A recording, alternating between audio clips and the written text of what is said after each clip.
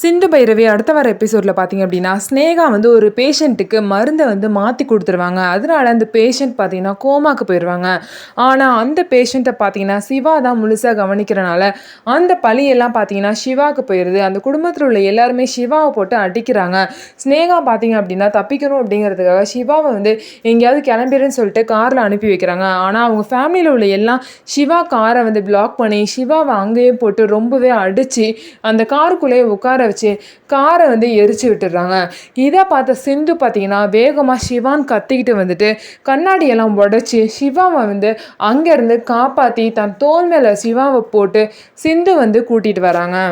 சிந்து பார்த்தீங்கன்னா எப்படியோ சிவாவை காப்பாற்றிட்டாங்க. சிந்து தான் வந்து கண்டிப்பாக வந்து இந்த விஷயத்த ஸ்னேகா தான் பண்ணியிருப்பாங்க அப்படின்னு சொல்லிட்டு உண்மையை கண்டுபிடிச்சி சிவாட்ட நிரூபிக்க போகிறாங்க. இதனால பார்த்தீங்க அப்படின்னா சிவாக்கு சிந்து மேலே வந்து காதல் மலர்றதுக்கான ஒரு சான்ஸாகவும் இது அமையலாம்.